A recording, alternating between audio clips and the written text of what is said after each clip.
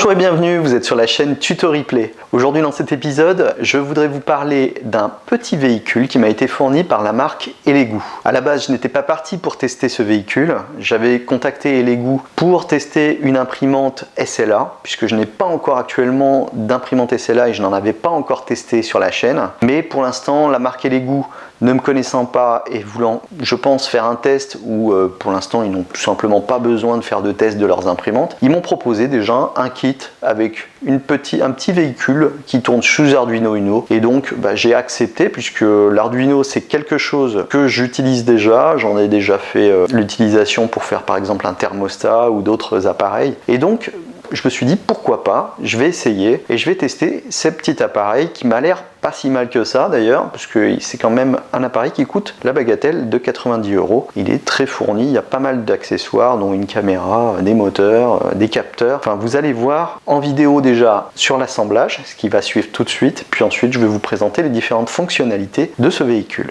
Avant de commencer donc l'assemblage du véhicule, en réalité vous le voyez déjà assemblé, vous comprendrez que je tourne cette séquence après l'avoir monté. Je voulais vous montrer déjà la boîte du véhicule, une boîte plutôt sympathique qui présente bien et sur lequel on peut trouver au dos la liste de tous les éléments qui sont présents.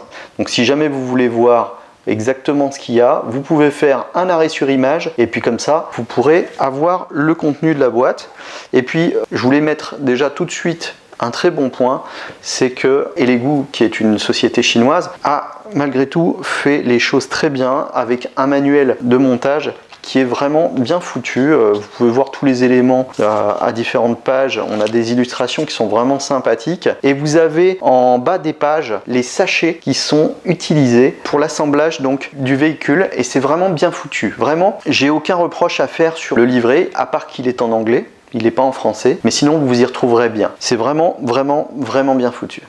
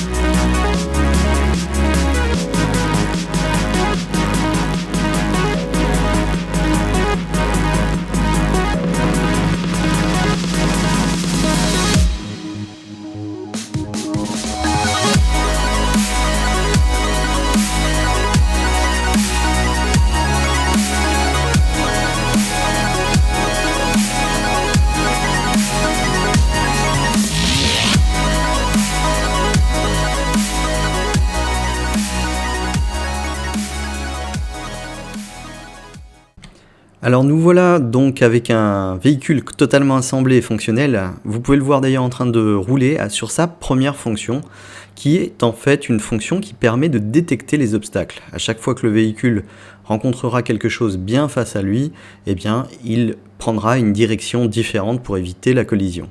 Malheureusement, le fonctionnement n'est pas parfait, comme vous pouvez le voir ici.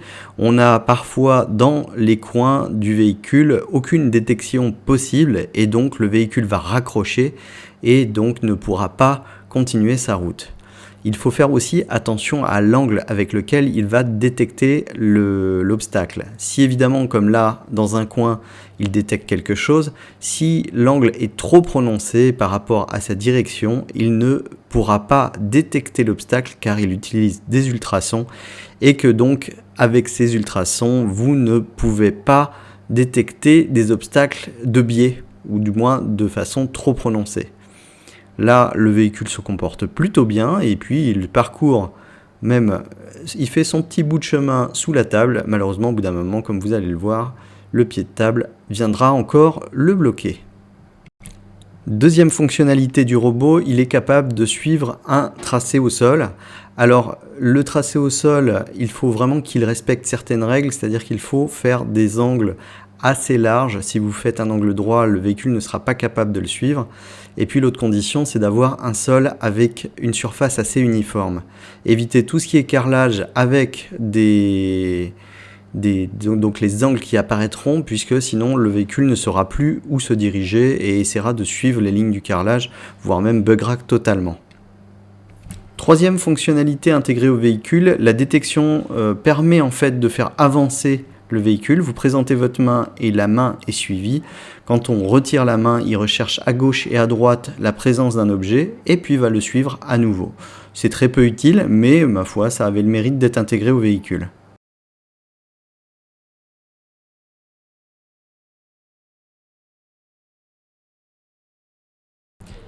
Je vous présente maintenant l'application intégrée au smartphone qui permet donc la programmation du véhicule.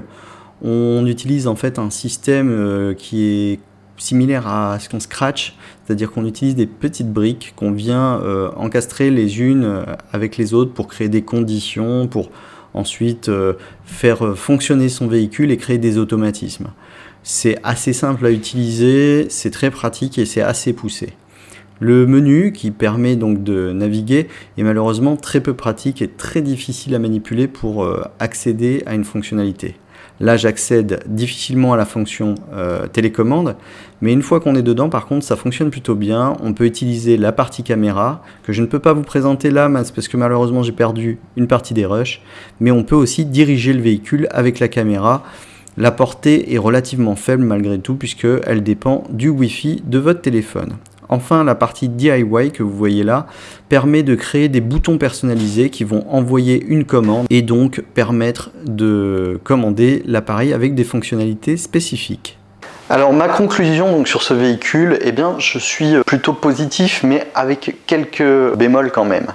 On a quand même un véhicule qui a des inconvénients comme le fait qu'on n'a pas de direction sur le véhicule. En réalité, les 4 roues sont motorisées et ça donne des mouvements très abrupts. En plus, il n'y a pas de régulation au niveau de la puissance envoyée au moteur.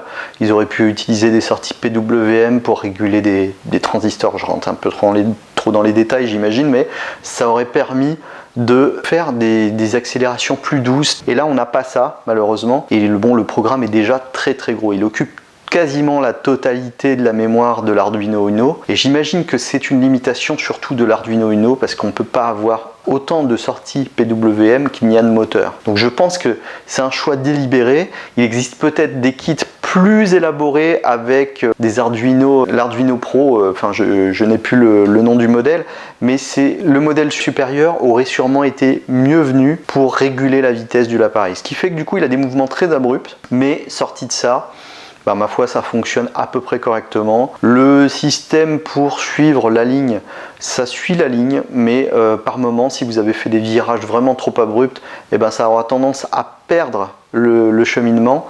D'ailleurs, petit détail, vous ne pouvez pas mettre le véhicule sur une ligne noire si votre ligne est collée sur un carrelage par exemple, parce que dans ce cas là il va suivre les lignes du carrelage et ça va le perdre, il va avoir du mal à avancer, il ne saura plus où aller, c'est vite perdu. Donc il faut une surface à peu près uniforme pour pas que le véhicule fasse n'importe quoi. Voilà, donc c'est un bon véhicule, c'est un bon achat, et en plus si vous allez au-delà des fonctionnalités de l'appareil et que vous allez dans l'expérimentation et que vous lancez un peu dans la programmation, vous pouvez reprogrammer le véhicule vous-même, faire votre propre programme, et là je pense que vous pourrez faire des choses beaucoup plus sympathiques que ce qui est fourni de base par Elegoo sur son véhicule. Voilà, je vous remercie en tout cas d'avoir suivi cette vidéo.